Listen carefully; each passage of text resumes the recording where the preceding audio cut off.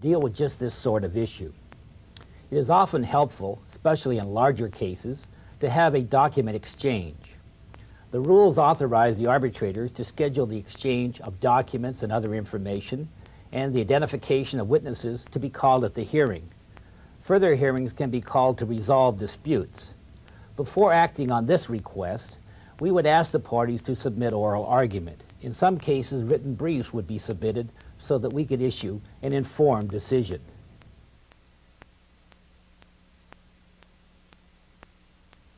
We do want the parties to exchange documents, and we'll set a timetable for that. But we also understand that personal financial records are personal and confidential.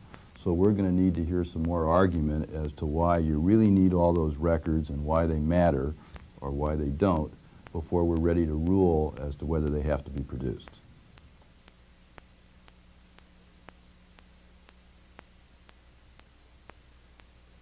Mr. Chairman, I think it would greatly expedite these proceedings if the parties could stipulate to a number of items in advance.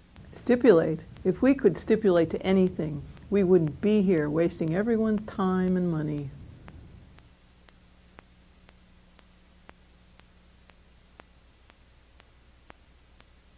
We can't agree to anything. How many times have I heard that? The parties may not realize it at the outset, but generally a great number of issues can be agreed upon. The more facts that can be agreed to will expedite the hearing. For example, when was a partnership formed? What were the provisions of the partnership agreement? Did Mr. Faberman actually bill clients during the time in question? And so forth. The more agreements that can be reached will produce a faster, friendlier, and expedited hearing.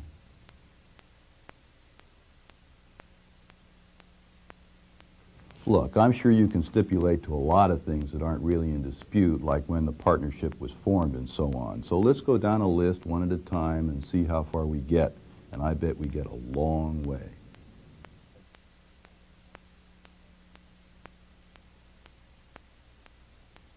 Mr. Chairman, before I can adequately prepare my client's defense of the counterclaim on this matter, we must know what we're defending against.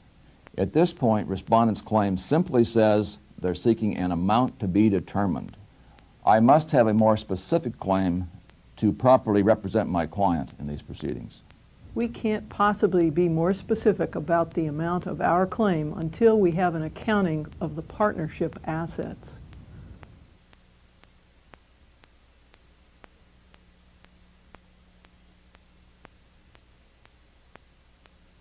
The rules say that a party ought to disclose the amount of his claim right up front, but sometimes it just isn't possible to do that until the party gets more information.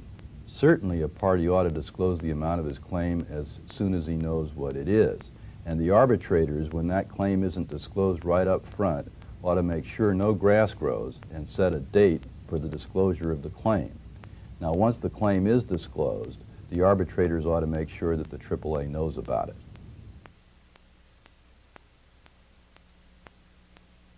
Okay, we'll have the document exchange in 30 days, then you'll disclose the counterclaim 15 days after that. Now, do you have any problem with that schedule?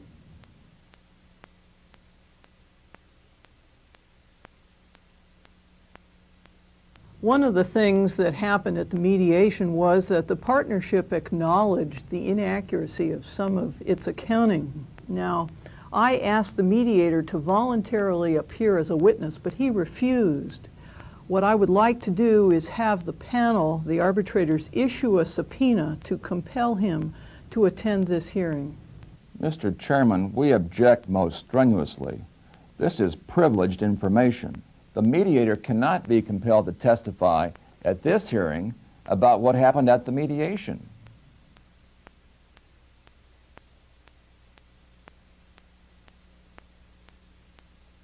The mediation rules provide that confidential information disclosed to the mediator by the parties or the witnesses during the course of the mediation shall not be divulged by the mediator.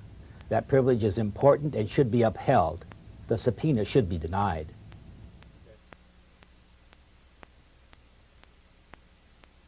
Sorry, but no way. We are not going to subpoena a mediator.